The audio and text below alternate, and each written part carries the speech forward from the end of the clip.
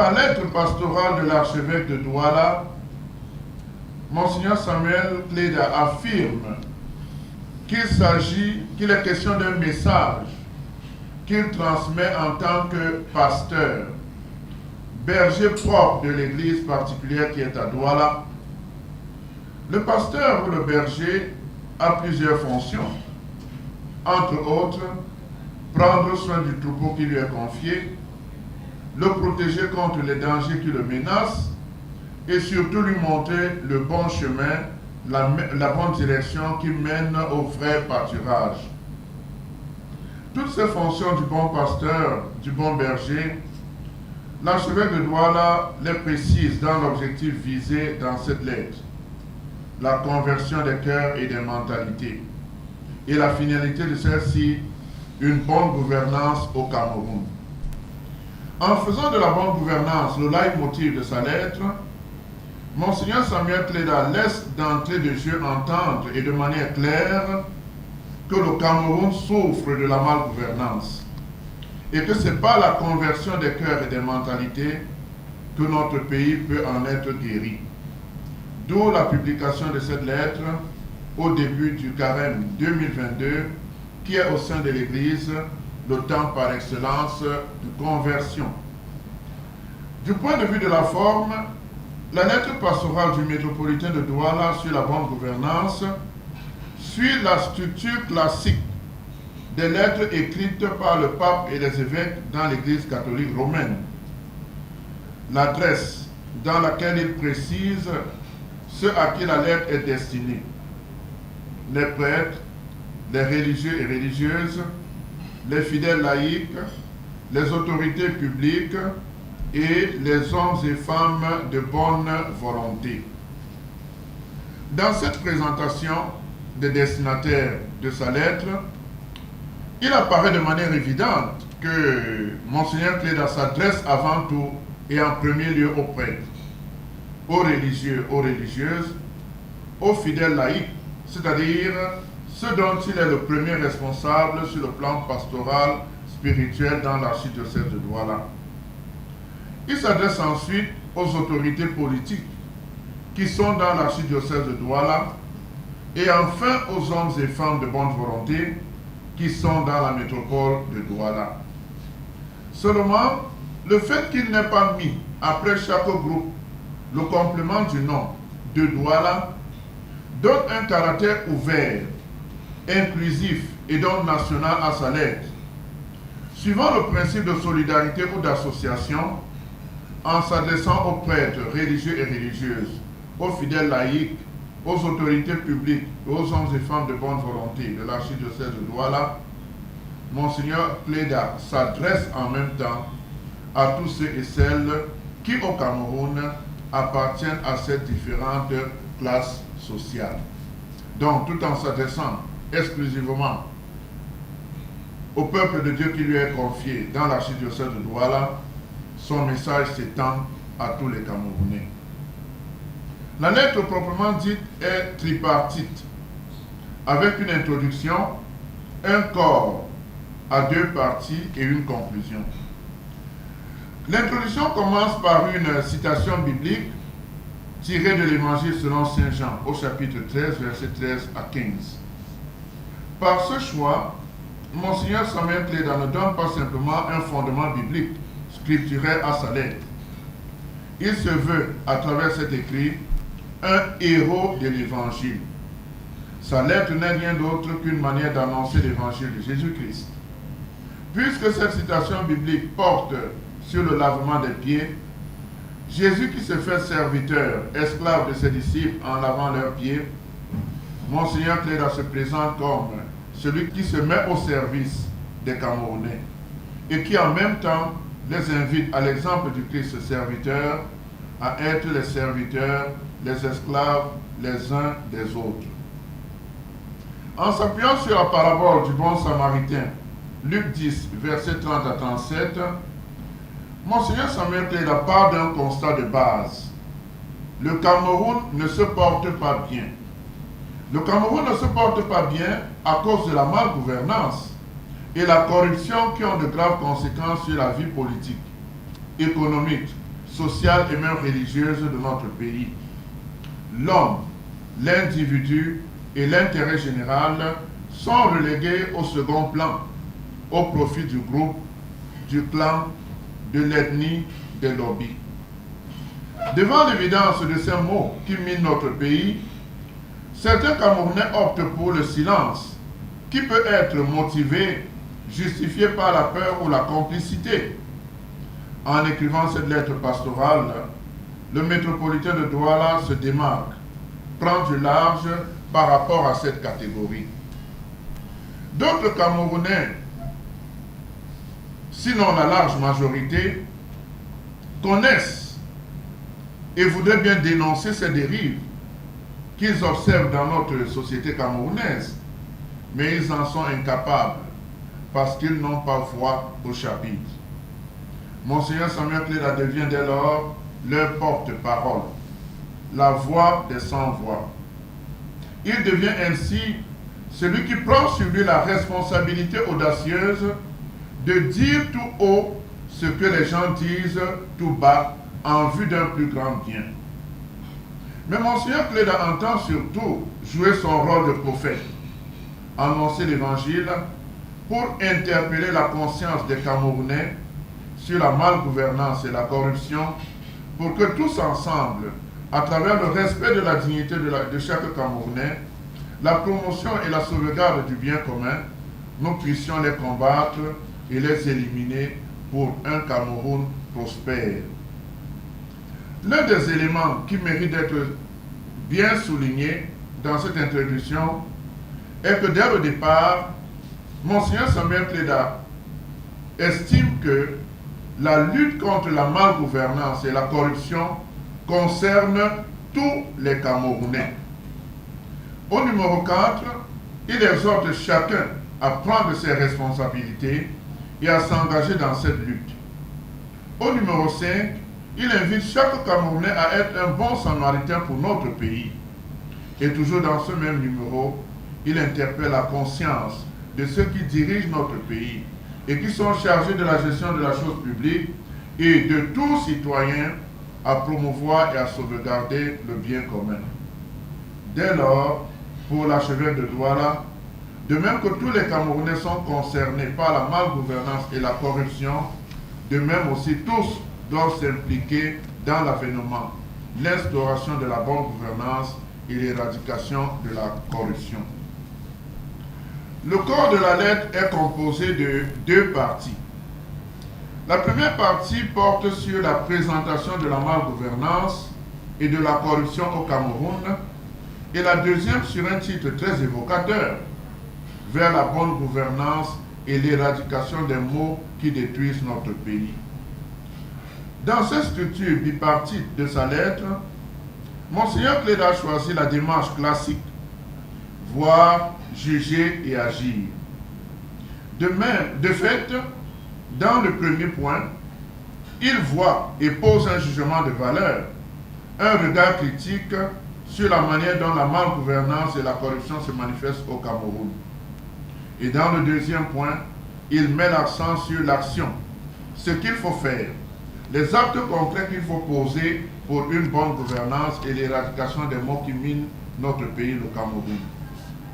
Mais le métropolitain de Douala a procédé aussi à la manière d'un médecin, puisqu'il est, à l'image du Christ, médecin des corps et des âmes. Nous avons encore en mémoire le rôle déterminant qu'il a joué et qu'il continue à jouer dans la lutte contre la Covid-19 au Cameroun et dans le monde entier. Alors, comme un bon médecin, Monseigneur Samuel Cléda part des signes que le Cameroun présente et qui montrent que notre pays ne va pas bien.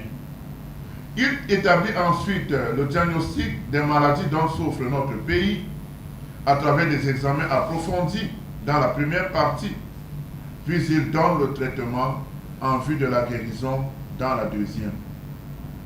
L'archevêque de Douala présente d'une part les manifestations de la malgouvernance et de la corruption au Cameroun, comment elle se déploie dans tous les domaines de la vie sociale, l'administration, l'éducation, la finance, les marchés publics, l'armée, la police, la gendarmerie, la justice, la religion, nous ne nous accommodons pas de la corruption et de la malgouvernance et que nous ne fermions pas les yeux sur ces fléaux, nous construirons alors un pays fort, prospère, stable, un véritable havre de paix, où il fait bon vivre comme des frères. Et effectivement, on ne peut pas donner l'impression que oui, la corruption est quelque chose de normal, qu'on saurait combattre, ou alors la malgouvernance est une réalité dans laquelle nous devions nous installer. Non, on ne peut pas fermer les yeux là-dessus. Nous pouvons la combattre. Et dans ce sens, il poursuit en disant, il nous faut vaincre l'appétit de la possession et de l'enrichissement illicite, qui sont à l'origine de ces maux qui minent notre pays, et opérer un changement de mentalité et de conversion radicale et profonde. Comme nous y invite le Seigneur par la bouche de son prophète, je ne prends plaisir à la mort de personne. Convertissez-vous et vous vivrez. En réalité, c'est par une conversion profonde du cœur et de mentalité que nous pouvons vaincre et la corruption et la malgouvernance. Que chaque Camerounais, là où il se trouve, et en fonction de son activité, s'engage de manière honnête et responsable à la transformation de notre pays, selon les valeurs de l'Évangile. Mais étant donné qu'il s'agit d'une bataille que nous ne pouvons pas gagner en comptant uniquement sur les seules forces humaines, la prière et la pénitence constituent les armes qui permettront à ceux qui nous dirigent de bien gouverner notre pays et à nous tous de nous efforcer d'éradiquer ces fléaux qui, comme un démon redoutable, menacent dangereusement notre pays. Car, comme le rappelle le Seigneur Jésus-Christ, cette espèce-là, rien ne peut la faire sortir sauf la prière. Marc 9, verset 29. Que chacun de nous soit pour notre pays, non pas un bandit, mais un bon samaritain. Que la bienheureuse Vierge Marie, Notre-Dame de la paix et patronne du Cameroun, intercède pour nous, intercède pour une véritable conversion de nos cœurs et de nos mentalités, pour une nouvelle Pentecôte dans notre pays. Eh bien, dans cette conclusion, comme vous l'avez constaté, il y a deux grandes idées. Deux idées fortes. Selon Monseigneur Cléda, pour que notre pays redécolle, chaque Camerounais, là où il se trouve et en fonction de son activité, doit s'engager de manière honnête et responsable, selon les valeurs de l'Évangile, comme nous l'avons suivi. Mais la grande nuance que Monseigneur Cléda introduit ici est qu'à cet engagement, il faut ajouter les moyens spirituels, notamment la prière et la pénitence, et recourir sans cesse à la maternelle intercession de la Vierge Marie. Notre pays, le Cameroun, a été consacré à la Vierge Marie par les premiers missionnaires, à Marienberg, d'où le grand pèlerinage national pour la paix qui y a eu lieu le week-end dernier, autour du nonce apostolique, les évêques de notre conférence épiscopale nationale, les différentes autorités de notre pays, une foule innombrable de fidèles laïcs et prêtres de l'Église catholique romaine et d'autres confessions religieuses. En clair, pour Monseigneur Cléda, le Cameroun ne peut pas se relever en mettant Dieu et l'Église de côté. C'est pourquoi le dernier point de sa lettre, avant la conclusion et de manière providentielle, porte le numéro 34. Pour nous, les chrétiens catholiques, le chiffre 3 représente le Dieu d'Abraham, le Dieu d'Isaac, le Dieu de Jacob, le Dieu de Jésus-Christ, la Sainte Trinité, le Père, le Fils et le Saint-Esprit. Le chiffre 3 renvoie aussi aux trois piliers fondamentaux de l'enseignement de l'Église catholique, auxquels Monseigneur Samuel Cléda se réfère constamment dans sa lettre: la Bible, la tradition et le magistère. Le chiffre 4 représente les 4 points cardinaux: le nord, le sud, l'est, l'ouest. Eh bien, 3 plus 4 égale 7. Pour les chrétiens, le chiffre 7 symbolise la perfection. Pour que le Cameroun devienne meilleur, pour ne pas dire excellent, parfait, la contribution de tous les Camerounais, du nord au sud, de l'est à l'ouest, est fondamentale.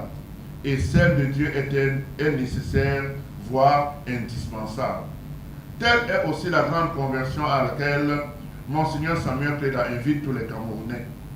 Nous ne pouvons pas évoluer, réussir et résoudre nos problèmes, les difficultés auxquelles notre pays est confronté, en comptant uniquement sur nos forces humaines. Ce n'est pas une simple question d'effort personnel ou de développement personnel des Camerounais. Nous avons aussi besoin, et de manière indispensable, de Dieu et de l'Église. D'ailleurs, l'indicatif de notre pays, le Cameroun, accrédite cette thèse. Le 237. Vous savez, je suis épris d'admiration quand je marche un peu partout. Je constate que les gens mettent partout en termes de référence 237, même dans les shoppings, les boutiques, ainsi de suite, 237, 237. En réalité, cet indicatif de notre pays est très significatif.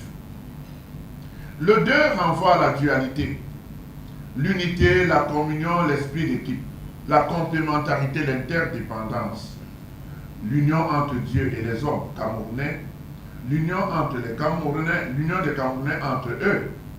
Les riches et les pauvres doivent travailler ensemble, les forts et les faibles, les grands et les petits, etc. Le 3 renvoie, comme nous l'avons vu, à la Trinité, à Dieu, qui occupe d'ailleurs une position centrale. Le 7 renvoie à la perfection, qui combine 3, Dieu, 4, tout le Cameroun, le nord, le sud, l'est et l'ouest. Par le chiffre 3 qui occupe de Dieu, qui occupe symboliquement la position centrale, nous sommes appelés à comprendre que les Camerounais doivent lui concéder, lui accorder la place centrale dans leur programme de développement pour réussir. Avec le chiffre 7, le Cameroun devient un pays qui a tout et qui peut donc être considéré comme parfait sur tous les plans. Et ceci, personne ne pourrait me démentir. Mais cette perfection ne peut être atteinte qu'avec Dieu, pas sans lui, pas en dehors de lui. Si nous additionnons les chiffres de l'indicatif de notre pays, 2 plus 3 plus 7, nous avons 12. Et le 12 peut nous donner 1 plus 2, ça fait 3, Dieu. Le Cameroun est un pays béni de Dieu et qui aura toujours besoin de lui pour se développer.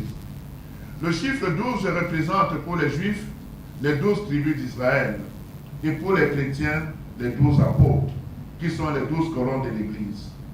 Le Cameroun aura toujours besoin de la contribution des évêques, qui sont les successeurs des apôtres et de l'Église en général, pour se développer, pour se convertir. Et c'est cette contribution que Monseigneur Samuel Pléda a apportée dans cette lettre pastorale pour un Cameroun prospère, où il fait bon vivre, où tous les Camerounais sont contents, où tous les Camerounais sont heureux. Je vous remercie. Nous allons passer avec votre permission à la série de quelques questions pour beaucoup plus d'éclairage, d'éclaircissement. Et comme vous l'avez constaté, Monseigneur Bernard, le recteur de la cathédrale, le vicaire épiscopal de la zone du 1 est là. C'est un grand frère à tout point de vue, un aîné à tout point de vue. Il est plus fort que moi. Donc, d'ailleurs, il est venu là pour soutenir aussi le petit. Donc, il connaît parfaitement la lettre par cœur. Il a lu plusieurs fois, il a eu de nombreux entretiens avec l'archevêque, donc il connaît cette lettre mieux que moi. Et je crois qu'il va apporter de nombreux éléments de réponse, des éclairages s'il y en a. De l'utopie à la réalité, comment est-ce qu'on met ça en pratique? De façon pragmatique, au-delà des beaux mots et de la prière. Merci. Bonsoir. Je vais d'abord me présenter. Je suis Rodrigue Chokwa, journaliste au quotidien Le Messager. Deux petites préoccupations. La première, est-ce que ce message de Monseigneur Pléda, puisque c'est un message qui concerne manifestement tout le monde, est-ce que il a été adressé au président de la République, qui est le chef de l'État, puisque c'est le premier responsable de tout ce qui est écrit dans ce document. Et deuxièmement, puisque c'est une lettre qui est également adressée à tous les Camerounais, est-ce que nous ici qui serons dans la salle aurons la possibilité d'avoir un exemplaire? Merci. La première question est celle-ci, de l'utopie à la réalité. Comment mettre ces beaux mots en pratique? Oui, monseigneur, je ne sais pas si... Bonsoir et merci pour ces différentes interventions qui prouvent que tous nous sommes conscients du malaise dans lequel nous vivons et que nous cherchons des pistes de solutions pour un Cameroun prospère et bien géré, comme l'archevêque le souligne dans la lettre, de l'utopie à la réalité. Moi, je dirais ceci.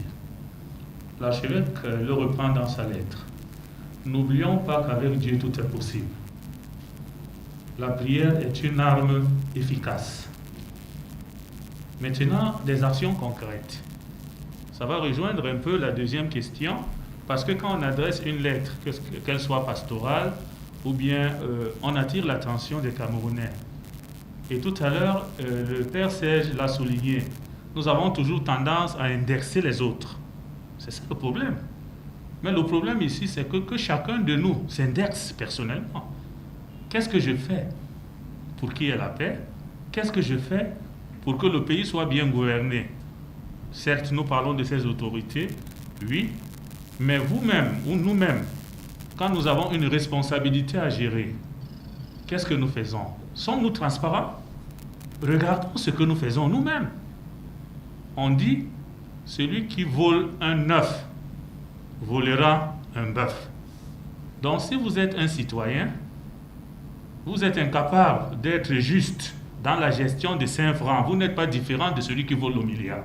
Parce que si 5 milliards sont à votre disposition, vous allez faire la même chose. Et moi je pense, on ne pourrait pas parler d'une utopie, mais c'est une réalité. Parce que les faits sont là et c'est l'occasion pour nous de faire une démarche de conversion personnelle. Et je crois que cette conversion, c'est une forme d'éducation personnelle pour se débarrasser de, je pourrais dire, de cette gangrène de corruption, de vol, de banditisme qui existe dans nos mentalités et dans nos cœurs. Et je crois que si chacun de nous le fait, nous allons construire ensemble un bon Cameroun. Et je vais continuer en vous disant ceci, la Sainte Thérèse, Mère Teresa, un jour, elle arrive à la place Saint-Pierre. Et un journaliste s'approche de Mère Teresa. Il dit à la mère, ma mère, j'apprécie le travail que vous abattez en vous occupant des pauvres, mais j'ai un problème, je suis catholique moi-même, chrétien. On parle de l'Église. On parle des travers de l'Église. Mais est-ce que ce que l'Église, ou bien les membres de l'Église, parce que ce sont les membres, c'est nous, n'arrivent pas à porter ou bien à fragiliser votre action? Et la Mère Thérèse lui dit, vous venez de me dire que vous êtes chrétien. Si chaque chrétien fait ce qui est demandé par Dieu et dans la Bible, je crois que nous allons vivre dans un monde meilleur. Et c'est ça le problème de la besace. On indexe le doigt, et quand tu indexes le doigt au prochain, toi-même, les 3 autres doigts vous regardent. Donc regardons-nous en face. Cette corruption ne concerne pas que les membres du gouvernement, ça ne concerne pas que les autorités, ça concerne tous les Camerounais. Et je crois que lors d'une interview, j'ai eu à répondre à cette question, en disant que l'évêque n'adresse pas la lettre uniquement aux autorités, même aux derniers chrétiens, entre guillemets, qui vient d'être baptisé, c'est-à-dire l'enfant qui vient d'être baptisé, il est concerné. Donc nous tous, faisons notre examen de conscience. Sommes-nous justes? Sommes-nous vrais? Donc voilà la question. Ce n'est pas une utopie. Si nous nous mettons au travail, nous allons le réaliser. Et maintenant, je reviens à la question de notre frère. Il parle le deuxième volet. Il a dit si on pouvait lui donner un exemplaire. C'est même moins cher pour encourager aussi, c'est 300 francs. Et autre chose, vous avez dit, vous êtes tombé dans le même piège. La lettre est-elle adressée au président de la République? N'oublions pas, premièrement, cette lettre a été écrite et publiée par l'archevêque le jour du mercredi des Centres. Le mercredi des Centres, l'archevêque écrit cette lettre pour l'église particulière qui est à Douala. Il adresse cette lettre à ses chrétiens, mais l'écho de cette lettre va au-delà de l'église particulière qui est à Douala. Donc ça concerne toute personne, qu'on soit chef de l'État ou non. Le chef de l'État n'est pas un chrétien, il n'est pas un Camerounais. Donc la lettre concerne même le chef de l'État. Donc la lettre concerne tous les Camerounais et ceux qui vivent au Cameroun. Et moi, je dirais même que cette lettre, pour ceux qui veulent un changement, cette lettre devait être une lettre de chevet. Un vademecum pour tous les Camerounais. C'est-à-dire lire cette lettre, accepter ce qui est relevé dans cette lettre et s'efforcer de changer de vie. Et si nous nous efforçons de changer de vie, dans la vérité, je crois qu'il y aura des fruits. Donc, n'ayez pas peur de cette lettre. Lisez cette lettre, partagez cette lettre, parce que nous tous nous sommes concernés. Et quand vous regardez même, j'ai eu à donner des conférences de carême les 5 semaines à la cathédrale en m'appuyant sur cette lettre. Qu'est-ce que l'archevêque dit? La première page, page 3. La lettre est d'abord adressée à qui? Les premiers destinataires, aux prêtres, dont nous-mêmes. Ce sont les prêtres, c'est prêtres d'abord. Donc ça veut dire que nous-mêmes, nous sommes concernés. La malgouvernance, comment gouvernons-nous ou bien gérons-nous les biens qui nous sont confiés? Il s'adresse même à ces prêtres, suivis des religieux et religieuses. Vous les fidèles laïcs, y compris le président qui est un fidèle laïque, vous venez à la 3e position. Les autorités publiques, les hommes et les femmes de bonne volonté, ceux qui ne partagent pas notre foi, mais qui sont au service de la bonne cause et du bien. Donc je crois que le président lui-même est concerné. Et le problème du Cameroun aujourd'hui, nous tous, nous sommes invités à la conversion. Que ce soit même les journalistes qui critiquent. Je ne pense pas qu'ils soient les meilleurs. Même dans leur domaine, si on va fouiller, nous allons trouver des choses pas bonnes. Donc j'ai dit nous tous, même moi qui vous parle, nous tous, nous sommes tous invités à la conversion. J'ai dit qu'il y a un malaise, nous ne pouvons pas le nier. Maintenant, le problème de la conversion, je le dis et j'insiste, ne concerne pas qu'une seule catégorie de personnes. C'est un appel que l'archevêque lance à tous les Camerounais, vous et moi. Alors, le fait de reconnaître son péché ne veut pas dire sombrer dans le pessimisme. Pour aller même loin, il faut reconnaître qu'on est pécheur. Quand on ne reconnaît même pas son péché, il y a un problème. Et maintenant, quand vous voulez vous parler des structures, je ne vous parlerai jamais de la violence, ni envoyer les gens dans la rue. L'archevêque donne des solutions ici. Achetez la lettre, lisez la lettre, très bien. À la page 19, l'archevêque pose le problème et il donne des solutions vers la bonne gouvernance et l'éradication des maux qui détruisent notre société. Il donne des pistes de solutions jusqu'à la conclusion. Vous les verrez. Ces structures sont là.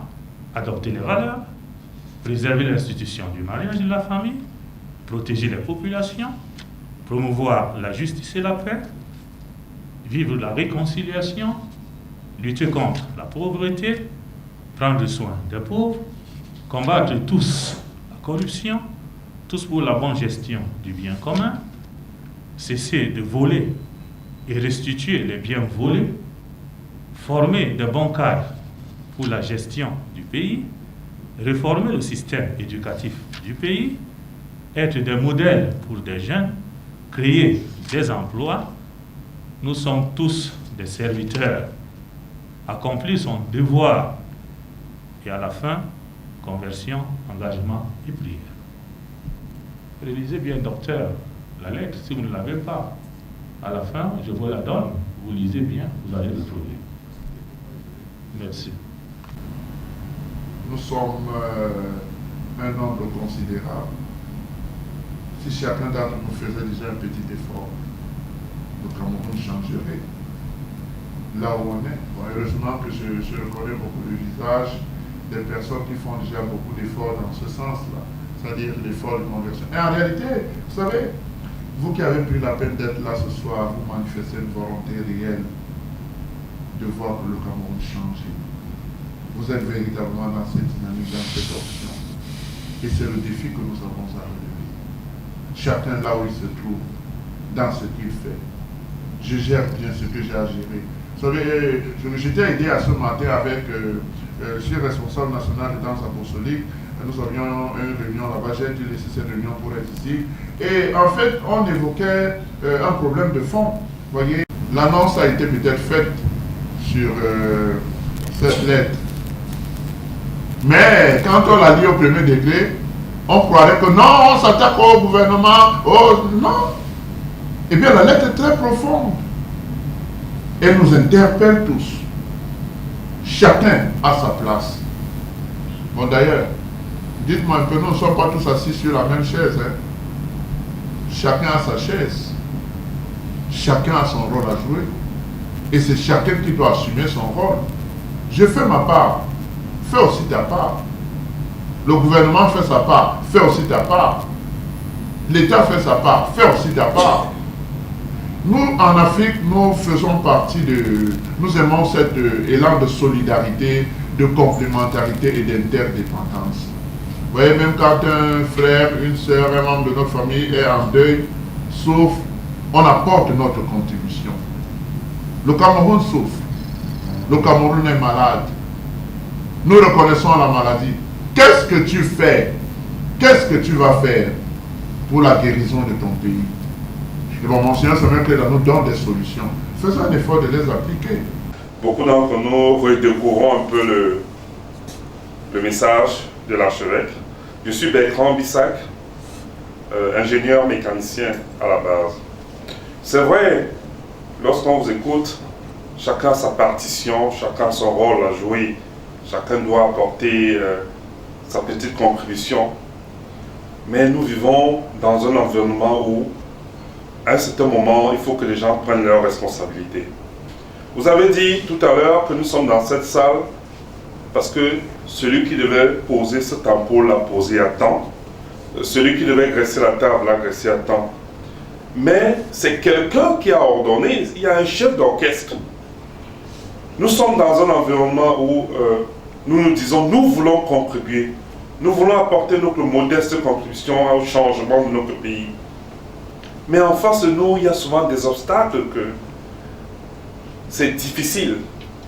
Je vais par exemple prendre un secteur que je connais un peu, qui est le secteur de l'énergie dans notre pays. Aujourd'hui, le Cameroun est pratiquement le deuxième ou troisième potentiel hydroélectrique en Afrique. Ce n'est pas de l'utopie, ce n'est pas de la blague, c'est la réalité.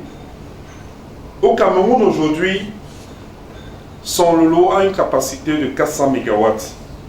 En amont de son lolo, il y a son Benguer où on peut construire un barrage qui a une capacité de 800 MW. Si nous voulons répertorier seulement le potentiel hydroélectrique du Cameroun, nous serons en train de ravitailler le Nigeria qui a plus de 200 millions d'habitants. Mais il y a des personnes qui doivent prendre cette décision. Il y a ces personnes qui peuvent décider aujourd'hui que toi, tu es compétent, tu peux faire le travail et qu'on te donne l'opportunité de le faire. Mais à un certain moment, nous choisissons délibérément à cause de nos affinités. Je ne dis pas que nous ne devons pas apporter nos conclusions, mais je pense qu'à un certain moment aussi, les responsabilités doivent être partagées. Et nous faisons l'effort. Je me rappelle une fois, on interviewait son éminence, le cardinal Toumi, sur la corruption au Cameroun. Il a reposé la question, il a dit, et si tu arrives à l'hôpital à Quintini avec ton enfant qui a cassé sa jambe, on te dit pour soigner ton enfant, c'est 10 000 francs alors que c'est 2 000, qu'est-ce que tu fais? Tu te retrouves devant une situation entre céder et sauver la vie de ton fils. Moi, je voudrais ce soir vraiment que vous essayez de nous conseiller, de nous donner les armes, de nous donner ces approches. Peut-être certains points que nous n'avons pas pu maîtriser, parce que nous voulons transformer, nous voulons impacter notre environnement, nous voulons contribuer. Vous avez dit la normalité est devenue normale. Vous êtes dans un lieu de service. Lorsque vous voulez faire ce que la procédure dit, vous devenez un problème. Souvent même au risque de votre propre vie. Donc, nous vous sollicitons. Nous sommes très contents que vous soyez ici ce soir pour nous éclairer, pour nous donner ces outils qui vont nous permettre de rentrer. Parce que, je dirais ici, nous sommes comme au Mont Tabon. Quand nous allons sortir d'ici, la réalité nous attend dehors. Donc c'est pourquoi nous allons continuer de vous solliciter, que vous nous accompagnez, que vous nous donniez les armes pour pouvoir affronter cette dure réalité et apporter notre impact dans ce milieu, car c'est clair, si chacun apporte sa petite pierre, nous pourrons transformer notre pays. Merci. Merci. Bonsoir révérend Père, bonsoir chers frères et sœurs. C'est pas pour hésiter, je commence par demander pardon parce que je suis arrivé, il y a plus de temps en marche à cause du travail. Je suis Thomas Comte de la Croix, je travaille dans un cabinet de la place. Je suis très heureux parce que l'abbé Bernard, l'abbé Serge ont une grande franchise quand ils enseignent la parole de Dieu. Je suis très heureux que nous les ayons ici ce soir. Et je suis d'accord avec l'abbé Serge sur les réponses qu'il vient donner aux précédentes questions. J'ai essayé de suivre la lettre de l'archevêque. Elle est intéressante, comme les précédentes du feu Père Cardinal. Et comme fils de l'Église, je partage ce qu'il a dit sur la conversion, le changement de mentalité. Mais je me souviens que le cardinal avait fait une lettre pareille et le ministre Famille Dongo avait répondu en disant ceci: il faut que l'Église commence par balayer sa propre cour. Et j'ai fait une contribution dans une radio La Place où je disais que tout ce que l'archevêque a dit est bien, très bien dit. Mais ma question c'est, comme église de Dieu qui est à Douala, quel est le témoignage que nous nous donnons en ce qui concerne la gouvernance? Je sais que depuis 2009, l'archevêque a fait bouger des lignes. Il y a par exemple des prêtres qu'on n'affectait pas, qu'il a commencé par affecter, n'est-ce pas? Il a créé la commission des travaux qui a fait grincer les dents énormément, qui est une commission, la liste de projets était très, très bien. Parce que cette commission a permis de réduire au moins les surfacturations dans la construction des églises. Mais je pense que l'archevêque, comme patron de l'église qui est à Douala, peut faire davantage. Et moi, par exemple, je lui ai dit que Monseigneur, mon expérience comme conseiller économique dans les paroisses, j'ai constaté que beaucoup d'argent est détourné. Beaucoup d'argent. Si on arrive à donner aux paroisses des conseils économiques vraiment qui ont le pouvoir, on peut réduire, on peut gagner à Douala au moins un demi-milliard par an. Ça, c'est mon expérience. Je le lui ai dit par écrit. Il y a eu un projet de refonte des textes des conseils paroissiaux, des conseils économiques. Ça traîne depuis 10 ans au niveau de la curie diocésaine. Je ne sais pas pourquoi ça traîne. La refonte des textes qui régissent les conseils économiques, les conseils paroissiaux. Je ne sais pas pourquoi ça traîne à l'évêché. Nous avons eu, comme laïc, à faire des contributions pour... Parce que, par exemple, dans le texte du cardinal de 2001, il est dit que les conseils économiques, les conseils de paroisse, les conseils paroissiaux, le mandat c'est 4 ans, renouvelable une seule fois. Mais sur le terrain, vous allez trouver qu'il y a des conseillers qui sont là depuis 30 ans, qui sont devenus des véritables chefs traditionnels, les véritables maîtres des paroisses. Donc quand un curé arrive, s'il ne marche pas comme ces conseillers veulent, ils vont tout faire pour qu'ils soient affectés. Or, j'ai dit que l'archevêque a le pouvoir de nous donner des conseils paroissiaux qui marchent bien, qui fonctionnent bien. Une autre chose, qui est un véritable scandale pour une église comme celle de Douala, nous n'avons pas à Douala un conseil diocésain de laïcs, un petit diocèse comme Bafoussam, là depuis des décennies. Quand l'évêque veut écouter un laïc, il fait comment? Comment est-ce qu'il fait? Or, un conseil diocésain de laïcs, c'est une question de gouvernance. L'évêque doit avoir des laïcs qui peuvent écouter. Donc voilà, vous êtes proche de l'archevêque, vous avez sa confiance, je vous en prie. Dites-lui que le ministre de Famille Ndongo avait dit au cardinal de balayer d'abord sa propre cour. Et je pense que nous, à Douala, on a des choses qu'on doit changer pour que le gouvernement, pour que notre message soit crédible. Et je termine par ce point-ci-là. On l'avait abordé à l'université catholique concernant l'assurance.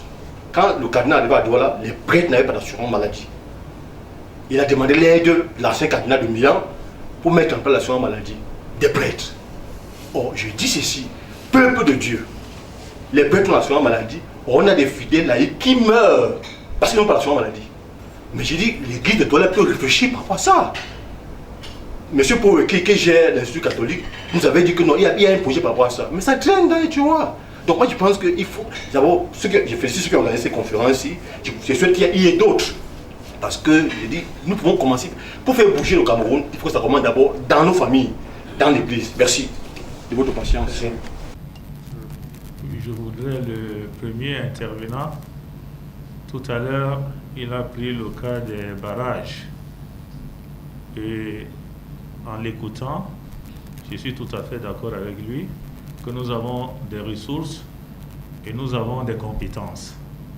Si le pays utilisait ses ressources et ses compétences, je crois que les lignes bougeraient. Alors je voudrais dire ceci, il y a un problème qui gangrène également notre pays. Le problème du tribalisme, le problème des lobbies, des sectes. Pour être promu, il faut être dans des lobbies, il faut être franc-maçon, il faut être rosicrucien, Lance Club Rotary. Quand vous ne partagez pas certaines convictions, dans certains milieux, vous êtes éjecté. Et je crois que le Cameroun est sous la protection maternelle de notre mère, la Vierge Marie. Il faudrait d'abord combattre ce fléau du tribalisme, des lobbies et des sectes pour privilégier la compétence, la personne qu'il faut à la place qu'il faut. Et surtout être au service de la vérité et de la justice. Je crois que ça va faire bouger les lignes. Je prends un cas simple. Je suis allé représenter Monseigneur Samuel Cléda à l'hôpital à Kentini. Le ministre était là et ils m'ont donné la parole pour intervenir parce que j'étais son représentant. Je suis intervenu durement. J'ai interpellé le ministre qui était là, de la Santé. Alors, quand j'intervenais, j'ai vu les médecins qui m'ont invité et des personnes qui étaient autour du ministre qui se tordaient, qui se disaient, mais on invite quelqu'un et il vient tenir un tel langage. Mais je vous assure que quand j'ai terminé, je suis parti. Quand il a fallu célébrer 90 ans de l'hôpital à Kentini, c'est le ministre qui leur a dit, invitez le prêtre qui était là ce jour-là, parmi les conférenciers. Et quand je suis venu pendant la conférence, nous pouvons saisir des opportunités comme docteur. Vous l'avez souligné tout à l'heure, voilà autant d'opportunités. Quand j'arrive, le thème qui m'a été remis portait sur les soins qui doivent être administrés et je devais aborder le thème sur le plan religieux et social. J'ai abordé le thème, mais pour chuter tout c'était là, j'ai dit que c'est une honte pour notre pays. C'est une honte pour un hôpital d'État de voir des personnes mourir parce qu'elles n'ont pas de l'argent. De voir des femmes qui accouchent, on fait de ces femmes ainsi que leurs enfants des prisonniers ou des prisonnières parce qu'ils n'ont pas payé les frais d'accouchement. Le directeur s'est levé, il a pris la parole, il m'a dit, parce que je l'ai fait, tout le monde s'est mis à applaudir. Il s'est levé pour me dire, mon père, soyez rassuré. La ligne, elle existe, mais si on ne l'utilisait pas, désormais on va l'utiliser. Il faut le faire, il faut avoir le courage. Je sais que même si on ne m'invite plus, ce que j'ai dit ce jour-là apporte au moins quelque chose de positif. Il faudrait le souligner. Et quand je reviens sur ce que le journaliste dit tout à l'heure, nous conduisons tous ici à Douala. Je vous assure, l'anarchie seule que nous rencontrons sur la route détermine la désobéissance et je pourrais même dire la gabégie sur tous les plans. Regardez, vous êtes sur un feu rouge. le feu est rouge, la moto vient, je passe. Souvent, je vais là-haut à Bonandior, à côté du palais de justice. Je vais là, je garde ma voiture, je m'assois là. Mais regardez vous-même, faites un tour. Vous allez voir un Camerounais, le gazon, l'espace vert est là, mais il y a des pistes là où on doit passer. Il refuse de passer par là. Il monte sur le gazon et il marche sur le gazon. Ce désordre. C'est pour cette raison que je soulignais tout à l'heure en disant qu'il nous faut une conversion, une éducation. Mes feux parents me disaient ceci: on accouche un enfant, mais on n'accouche pas le cœur de l'enfant. Les parents peuvent vous donner l'éducation, l'église peut vous donner l'éducation, mais si vous vous laissez distraire ou vous prenez d'autres orientations, je prends le cas. Quand je suis intervenu, quand l'archevêque a publié la lettre, quelqu'un m'a posé la question lors d'une conférence à la cathédrale. Il me dit: mon père, conférence de carême, mais tout ce que vous décriez là, ces personnes, c'est vous qui les avez formées. Certains sont les fruits des écoles catholiques, des écoles protestantes. Alors je lui ai dit: c'est vrai ce que vous dites. L'Église a tout donné à ces personnes, mais ces personnes se sont détournées de ce que l'Église leur a enseigné. C'est ça le problème. On n'allait pas les attacher. Mais le problème qui se pose là maintenant, moi je pense que nous sommes dans un pays dans lequel faisons chacun des efforts pour ne pas voler. Quand je vais au marché, quand j'étais encore au petit séminaire, regardez le vol. La même femme qui vole là au marché va accuser les autres de voleurs. Regardez les femmes qui vendent l'arachide. Elles vous disent une boîte d'arachide, c'est 100 francs ou 50 francs. Mais elle a pris la pierre, elle a tapé derrière, ça ne donne même plus une boîte d'arachide. Mais c'est une voleuse. C'est une voleuse. Il faut avoir le courage de lui dire: ne vole plus. Vous arrivez quelque part, vous voulez duper quelqu'un, c'est le vol. Vous arrachez le bien de l'autrui, c'est le vol. Quand vous allez dans votre lieu de service, on vous dit: le travail commence à 8 heures et ça s'achève à 16 heures. Vous avez signé le contrat. Mais chaque jour, vous arrivez au travail à 9 heures pour repartir à 14 heures. Mais vous êtes voleur. L'argent qu'on vous paye, vous ne le méritez pas par mois. Il faut d'abord passer par là. On accuse les autres, mais soi-même, même pour aller au travail, vous ne respectez pas les heures. Le contrat, c'est de 8 heures à 16 heures. Et il faut être à la tâche de 8 heures à 16 heures. Vous commencez le travail à 9 heures, 10 heures pour repartir à 15 heures, mais vous êtes voleur. Donc on nous invite dans la lettre à ne pas être voleur sur tous les plans. On n'est pas voleur qu'en détournant les milliards. Et tout à l'heure, Thomas a souligné, je voudrais te rassurer, Thomas. Je suis curé, ça fait 14 ans, dans l'archidiocèse de Douala. 14 ans. Les responsables des conseils paroissiaux sont nommés par les curés, pas par l'évêque. C'est par les curés. Et moi, je doute fort que dans cet archidiocèse de Douala, un curé qui arrive, il change le conseil et on l'affecte. Non, n'exagérons pas. Parce que moi-même, je l'ai fait. J'ai changé des personnes inamoureuses dans ce Douala. J'ai fait 6 ans. Je l'ai fait à Bonabéry, renseignez-vous. Mais j'ai fait 6 ans à Bonabéry. C'était des grands gestionnaires de sociétés et qu'on les prenait comme les grands financiers. Je les ai fait partir. La première année, j'ai fait 6 ans. Donc ça n'a rien à voir. Que les prêtres que nous sommes dans les paroisses prennent leurs responsabilités. L'évêque a quoi voir là-dedans? L'évêque vous donne une responsabilité, mais exercez la responsabilité. Ce n'est pas l'évêque qui viendra nommer dans une paroisse des responsables de conseil. Non. Et maintenant, vous avez abordé un autre problème de santé. La vie humaine, elle est précieuse, et surtout pour tout être humain, et surtout pour notre archevêque.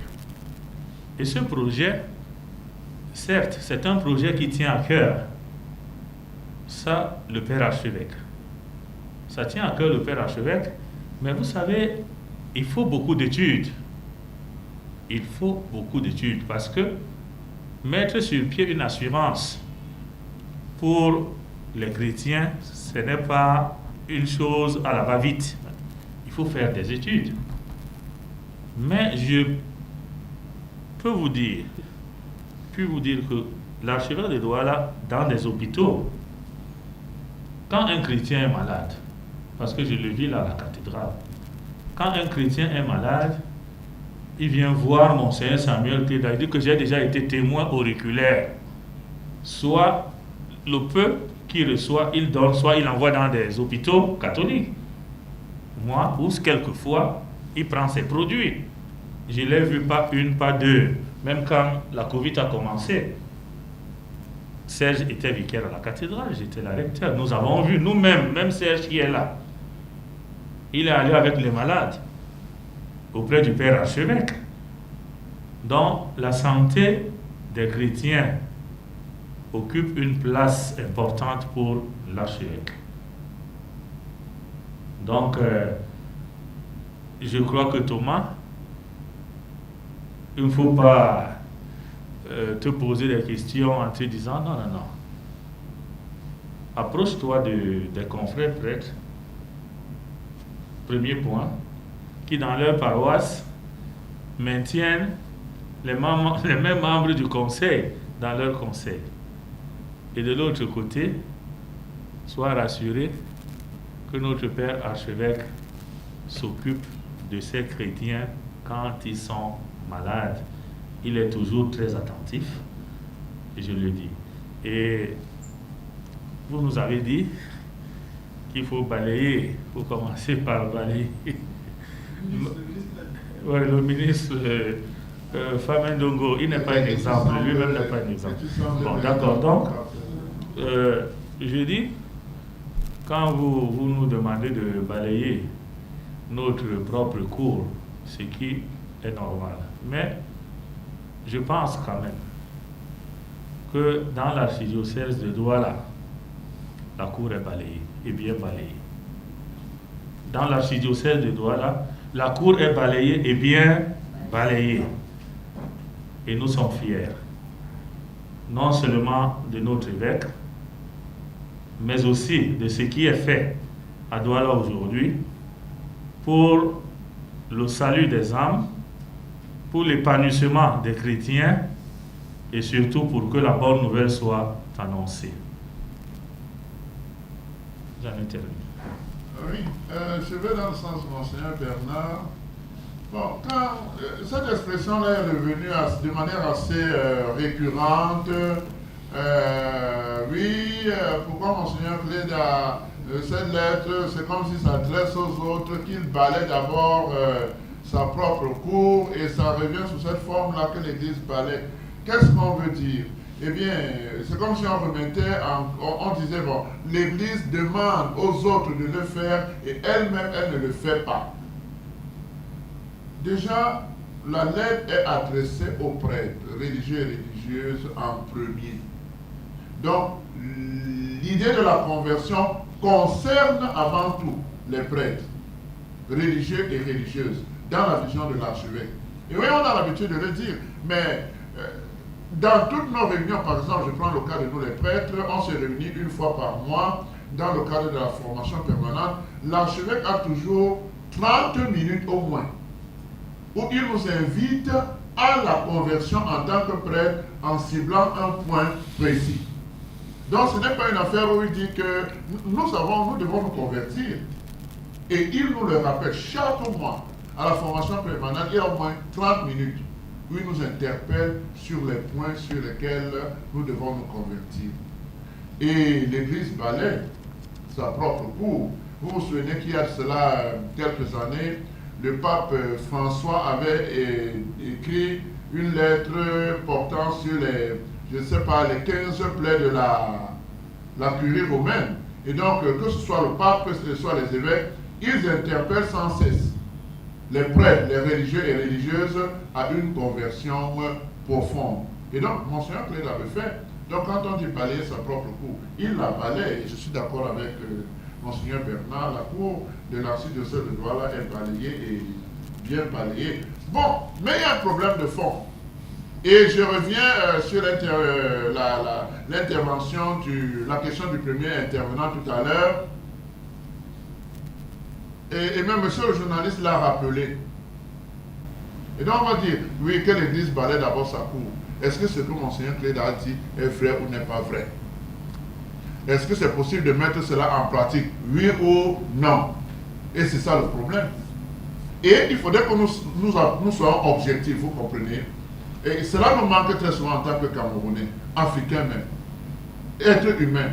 Quand une personne te dit une chose, enlève toutes les autres considérations. Ah, il est qui? Pourquoi il me dit cela? Qui l'a même envoyé? Est-ce que c'est nécessaire? Non, pose-toi la question. Ce qu'il dit là est vrai ou ce n'est pas vrai? Indépendamment de toutes les autres considérations. Eh bien, si c'est vrai, j'accueille cela comme la vérité et avec la grâce de Dieu, j'essaye de le mettre en pratique. Bon, je vais m'arrêter là, je pense que...